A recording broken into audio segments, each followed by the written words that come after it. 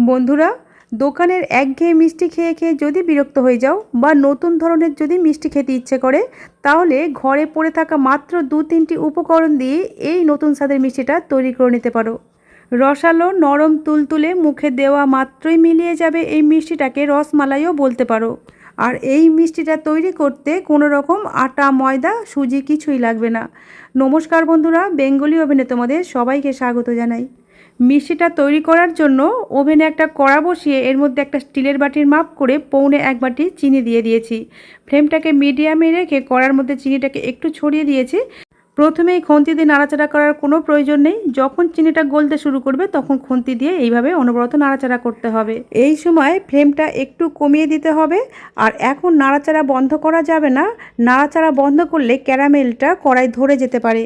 আর caramel যদি ধরে যায় বা পুড়ে যায় তাহলে মিষ্টিগুলো কিন্তু খেতে ভালো লাগবে না, তিতো হয়ে যাবে। বন্ধুরা দেখো, তোমাদের সাথে কথা বলতে বলতে পুরো চিনিটাই গলে গেছে আর সুন্দর একটা ক্যারামেলের কালার চলে এসেছে। এর থেকে আর বেশি কিন্তু ডিপ কালার করার দরকার নেই, তাহলে ক্যারামেলটা তেতো হয়ে যাবে। এই সময় এর মধ্যে দিয়ে দেব দুধ। যে বাটির মাপ করে চিনি নিয়েছিলাম ওই বাটির মাপেই প্রথমে 1 বাটি আমি লিকুইড দুধ দিয়ে দিলাম। আর দুধটা দেওয়ার সময় কিন্তু গ্যাসের ফ্লেমটা একদম লো করে রাখতে হবে। প্রথমে 1 বাটি দুধ দিয়ে আমি ক্যারামেলের সাথে একটু মিশিয়ে নিয়ে তারপর ওই একই বাটির মাপ করে আরও 3 বাটি দুধ আমি দিয়েছি। মোট এখানে আমি 4 বাটি দুধ ব্যবহার করেছি 1.25 বাটি চিনির জন্য। মিষ্টির পরিমাণটা কিন্তু নিজেদের খুশি মতো কমিয়ে বা বাড়িয়ে নিতে পারবে। পুরো দুধটা দেওয়া হয়ে গেলে গ্যাসের ফ্লেমটা একটু বাড়িয়ে দিয়ে এখন এই ক্যারামেলটাকে দুধের সাথে খুব ভালোভাবে মিশিয়ে নিতে হবে।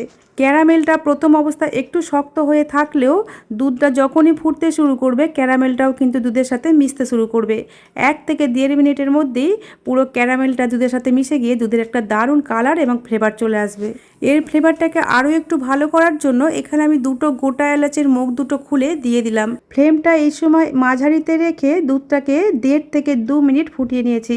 হাতে সময় যদি বেশি থাকে তাহলে আরও 3-4 মিনিট ফুটিয়ে দুধটা একটু ঘন করে নিতে হবে। আর হাতে সময় যদি কম থাকে তাহলে 1 টেবিল চামচ কর্নফ্লাওয়ার বা কাস্টার্ড পাউডার যেটাই হাতের কাছে থাকবে তার সাথে এই গরম দুধ অল্প একটু মিশিয়ে নিয়ে তারপর দুধের মধ্যে দিয়ে দিলে দুধটা খুব তাড়াতাড়ি ঘন হয়ে যাবে। এখানে আমি 1 টেবিল চামচ কর্নফ্লাওয়ার ব্যবহার করেছি। আর কর্নফ্লাওয়ারটা দুধের সাথে মেশাবার সময় গ্যাসের ফ্লেমটা স্লো করে দিতে হবে, আর তা না হলে ফ্লেমটা অফ করে দিতে হবে। তারপর কর্নফ্লাওয়ারটা দুধের সাথে ভালোভাবে মিশিয়ে নিয়ে গ্যাসের ফ্লেমটা অন করতে হবে, তা না হলে দুধের মধ্যে লাম্পস চলে আসতে পারে। কর্নফ্লাওয়ারটা দিয়ে আমি 1 মিনিটের মতো ফুটিয়ে তারপর ফ্লেমটা অফ করে দিয়েছি। এখন এই দুধ থেকে কিছুটা দুধ আমি আলাদা একটা বাটিতে তুলে রাখলাম। এখানে আমি 1 ঘন্টা আগে কিছুটা মোটা আতপ চালকে জল দিয়ে ভিজিয়ে রেখেছিলাম। যে বাটির মাপ করে চিনি নিয়েছিলাম ওই একই বাটির মাপ করে 2 বাটি আতপ চাল নিয়ে আমি 3-4 বার জল পাল্টে পাল্টে ধুয়ে নর্মাল জল দিয়ে 1 ঘন্টার জন্য ভিজিয়ে রেখেছিলাম। হাতে সময় বেশি থাকলে 2-3 ঘন্টার জন্য ভিজিয়ে রাখতে পারো। এখন এই চালগুলো থেকে জলটাকে ভালোভাবে ছেঁকে ফেলে দিয়ে পুরো চালটাই একটা মিক্সিং গ্রাইন্ডারের মধ্যে নিয়ে নিয়েছি। এখন এর মধ্যে দিয়ে দিচ্ছি 3 টেবিল চামচ ডেসিকেটেড কোকোনাট। সাথে দিলাম ওই একই বাটির মাপ করে হাফ বাটি টক দই। আর দিলাম 2 টেবিল চামচের মতো জল। এখানে কিন্তু জলের পরিমাণটা একদমই প্রথমে কম দিতে হবে, কারণ ব্যাটারটা পাতলা হয়ে গেলে মিষ্টিগুলো ভালো তৈরি হবে না। এখন সব কিছুকে একসাথে একটা ফাইন পেস্ট তৈরি করে নিতে হবে। এদিকে আমরা যে ক্যারামেলটা তুলে রেখেছিলাম সেই ক্যারামেলটা একটা মিক্সিং বোলের মধ্যে নিয়ে নিলাম। আর সাথে দিলাম 2 টেবিল চামচ চিনি। এখানে যদি কোনো কারণে ক্যারামেলটা তেতো হয়ে যায় তাহলে এই চিনিটা দিলে এই তেতো ভাবটা কেটে যাবে। এছাড়াও যদি মিষ্টির পরিমাণটা একটু কম বলে মনে হয় তাহলেও এই চিনিটা দিলে এই মিষ্টির পরিমাণটা অ্যাডজাস্ট হয়ে যাবে। এখানে মিষ্টির পরিমাণটা আমার কাছে একটু কম বলে মনে হচ্ছিল, তাই চিনিটা অ্যাড করেছি। চিনিটা খুব ভালোভাবে মিশিয়ে নিয়ে এখন এর মধ্যে দিয়ে দিলাম 1 টেবিল চামচ রান্নার তেল। যে কোনো রান্নার তেলই দিতে পারবে, তবে সর্ষের তেলটা দেবে না। তেলটাকে খুব ভালোভাবে এই ক্যারামেলের সাথে মিশিয়ে নিয়েছি। এখন যে চালের পেস্টটা তৈরি করে রেখেছিলাম, এই দেখো এরকম ফাইন করে তৈরি করেছিলাম, এই চালের পেস্টটা এখন এই ক্যারামেলের মধ্যে ঢেলে দিচ্ছি। পুরো পেস্টটাকেই কিন্তু আমি ঢেলে দিয়েছি। এখন এই পেস্টটাকে দুধের ক্যারামেলের সাথে খুব ভালোভাবে মিশিয়ে নিতে হবে। বন্ধুরা দেখো, চালের পেস্টটাকে আমি দুধের ক্যারামেলের সাথে খুব ভালোভাবে মিশিয়ে নিয়েছি। আর ব্যাটারের কনসিস্টেন্সিটা ঠিক এই রকম হবে। সাথে দিয়ে দিলাম 1 চিমটি লবণ। 2টো আঙুলের মাঝখানে যেটুকু লবণ ওঠে এইটুকু লবণই আমি ব্যবহার করেছি। লবণটাকেও ভালোভাবে ব্যাটারের সাথে মিশিয়ে নিয়েছি। এখন যে প্লেটের মধ্যে আমি এই মিষ্টিটা সেট করব সেই প্লেটের মাপে কেটে নিচ্ছে একটা বাটার পেপার। হাতের কাছে বাটার পেপার না থাকলে স্কুলের খাতার একটা পাতা নিয়ে তার মধ্যে কিছুটা তেল বা ঘি বা বাটার ব্রাশ করে নিলেই কিন্তু বাটার পেপারের কাজ হবে। আমি এই থালাটার মাপ করে গোল করে একটা বাটার পেপার কেটে নিয়েছি। এখন এর মধ্যে একটু তেল ব্রাশ করে দিচ্ছি। হাতের কাছে যদি কলা পাতা থাকে সেটাও কিন্তু দিতে পারো, বাটার পেপার না দিলেও চলবে। এখন আমি খুব ভালোভাবে প্লেটের চারপাশটাও তেলটাকে ব্রাশ করে নিয়েছি। এখন নিয়েছি একটা ইনোর প্যাকেট, এর থেকে অর্ধেকটা ইনো আমি এই ব্যাটারের মধ্যে দিয়ে দিলাম। ইনোটা কিন্তু তখনই মেশাতে হবে যখন তুমি এটা তৈরি করবে, কারণ ইনো মিশিয়ে বেশিক্ষণ রেখে দিলে কিন্তু ইনোর কার্যকারিতা নষ্ট হয়ে যাবে। ইনোর পরিবর্তে খাবার সোডাও দিতে পারো। খাবার সোডা ব্যবহার করলে চা চামচের 3 ভাগের 1 ভাগ দিতে হবে। ব্যাটারটা প্লেটের মধ্যে ঢেলে নিয়ে একটু ট্যাপ করে নিয়েছি যাতে ভিতরের বাতাস বাইরে বেরিয়ে আসে।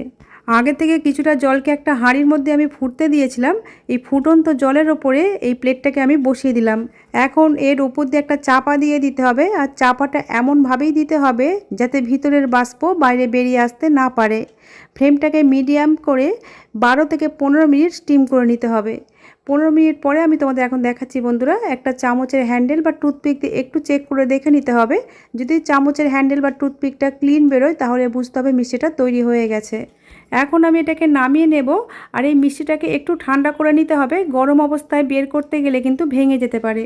বন্ধুরা দেখো, চামচের হ্যান্ডেল দিয়ে একটু প্রেসার দিতেই কিন্তু খুব সহজে মিষ্টিটা প্লেট থেকে বেরিয়ে আসলো। এখন আমরা নিচে যে বাটার পেপারটা দিয়েছিলাম সেটাকে এইভাবে তুলে নিতে হবে। পুরো বাটার পেপারটাই তুলে নেওয়া হয়ে গেলে মিষ্টিটা একটা প্লেটের মধ্যে আমি নিয়ে নিয়েছি। আর বন্ধুরা দেখো, মিষ্টির চারপাশটাই কিন্তু স্পঞ্জি আর জালিদার হয়েছে। এখন মিষ্টিটাকে নিজের পছন্দের শেপে কেটে নিতে হবে। আমি এখানে ট্রায়াঙ্গুলার শেপে কেটে নিয়েছি, তোমরা তোমাদের খুশি মতো যে কোনো শেপেই কেটে নিতে পারো। মিষ্টিটা কেটে নেওয়া হয়ে গেলে ওপর দিয়ে কিছু ড্রাই ফ্রুটস ছড়িয়ে দিলাম। এখানে আমি আমন্ড, পেস্তা আর কাজু বাদাম কুচি ব্যবহার করেছি। যে সকল বন্ধুরা আগে থেকেই আমার চ্যানেলটা সাবস্ক্রাইব করে রেখেছো তাদেরকে জানাই অসংখ্য ধন্যবাদ ও আন্তরিক ভালোবাসা। আর যে সকল বন্ধুরা আমার চ্যানেলে আজকে নতুন এসেছো তাদের কাছে আমার অনুরোধ চ্যানেলটা সাবস্ক্রাইব করে আমার পাশে থাকার। এখন আগে থেকে তৈরি করে রাখা দুধের মালাইটা এই মিষ্টির ওপর দিয়ে এইভাবে দিয়ে দিতে হবে। মিষ্টিটা যেহেতু স্পঞ্জি আর জালিদার হয়েছে তাই মালাইটা দেবার সাথে সাথেই অনেকটা রস অ্যাবজর্ব করে নেবে। আর এইভাবে বেশি করে মালাই দিয়ে 1.5 থেকে 2 ঘন্টা রেখে দিলে মিষ্টিগুলো রসে টইটুম্বুর হয়ে যাবে। মালাইটা দেবার সময় খেয়াল রাখতে হবে যেন মালাইটা হালকা কুসুম গরম থাকে। এখন আমি তোমাদের 1 ঘন্টা পরে দেখাচ্ছি বন্ধুরা। দেখো, মিষ্টিটা মালাইটা অ্যাবজর্ব করে নিয়ে কতটা রসালো নরম তুলতুলে হয়েছে। আমি আমার চ্যানেলে এইরকমই হাতের কাছে থাকা উপকরণ দিয়ে সহজভাবে তৈরি নতুন নতুন রেসিপির ভিডিও আপলোড করে থাকি। এই রকম রেসিপির ভিডিওর আপডেট সবার আগে পাওয়ার জন্য চ্যানেলটা সাবস্ক্রাইব করে আমার পাশে থাকার অনুরোধ রইল। বন্ধুরা, আজ তাহলে এই পর্যন্তই। তোমাদের সাথে আবার আমার দেখা হবে নতুন কোনো রেসিপির সাথে।